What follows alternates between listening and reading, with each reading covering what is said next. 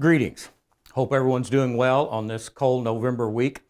I wanted to come back to you and tell you about the discernment team. I mentioned in the last video that we were putting together that team, and that team has been assembled, and just want to give you an update on where we are, let you know who's on that team. And so the people serving on the team will be Mac McKenzie, Scott Owen, Carl Balderson, Marilyn Lewis, and Randy Sally. Now those people are our lead team. They are the ones who chair our administrative committees, as well as Scott, who is our lay leader.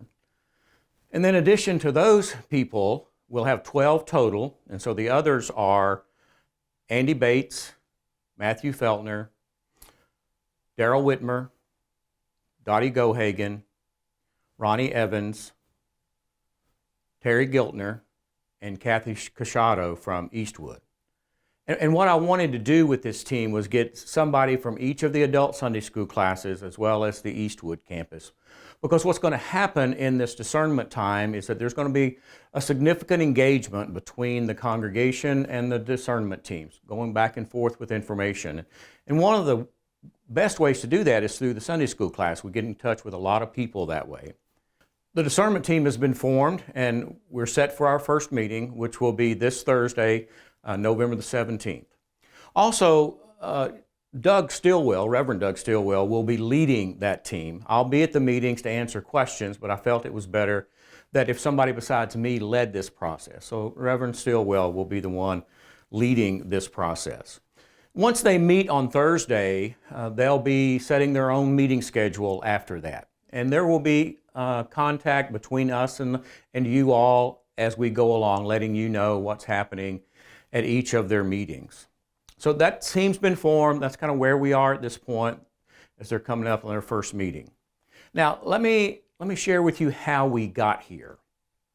Back in the late winter, early spring, I don't remember exact date, but whenever it was that General Conference 2022 was canceled and they postponed it to 2024, I met with some unofficial leaders of the church to just kind of see what their thoughts were. We talked at that meeting about maybe taking a non-binding vote about disaffiliation.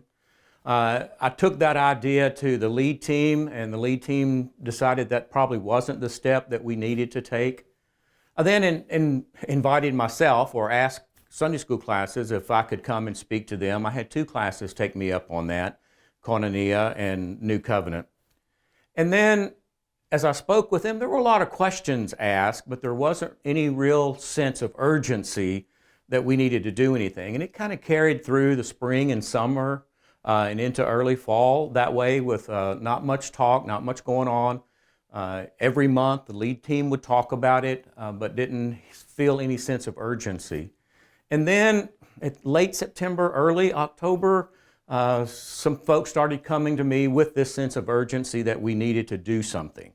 And so we put together this discernment team. I contacted the district superintendent to take the first step in getting the cost for us to disaffiliate. And there is a cost, and that cost consists of any unpaid apportionments for the previous 12 months, apportionments for an advanced 12 months, and the unfunded pension liability for the clergy.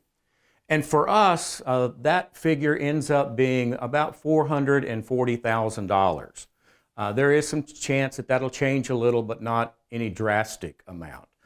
And so the DS come and spoke to a group, and so we started the discernment process. And so that's kind of how we got to where we are today. So let me give you the timeline as we move forward. If the church were to come to a place to disaffiliate, that would have to happen before the vote would have to happen before March the 15th. And it will be a church-wide vote. Everybody that is a full member of the church gets a vote, and that vote has to happen before March the 15th, 2023. And then if the church were to vote to disaffiliate, by May the 1st, have to have all their paperwork done, as well as have that check for $440,000 ready to present to the annual conference. And then at the annual conference regular session, the week of June the 5th, the annual conference would ratify that a disaffiliation, at which time Middletown would no longer be a United Methodist Church. Now, that's if all of that goes in a way to disaffiliate. If we vote not to disaffiliate, then we just simply continue on as a United Methodist Church as we have for the last 50 years. And so that's kind of where we are at this point. Just to let you know, the discernment team, they will come with a recommendation to the administrative council. And it's whatever that recommendation would be. It could be to take a vote, to not take a vote, to do nothing. That's going to be part of their discernment process, is what we do next. But they will not be making this decision. They'll just be making a recommendation to our official church council. And so if you would like a copy of the workbook that the discernment team is doing, you can find that on our conference website. As a matter of fact, I'll provide a link in this email so that you can go straight to that workbook, and that way to give you a chance to see exactly the kind of material that the discernment team is working with. And as always, if you've got questions or comments, don't ever hesitate to give me a call, to send me an email, to talk to me. I'll be glad to answer any of your questions. Thanks, and have a great day.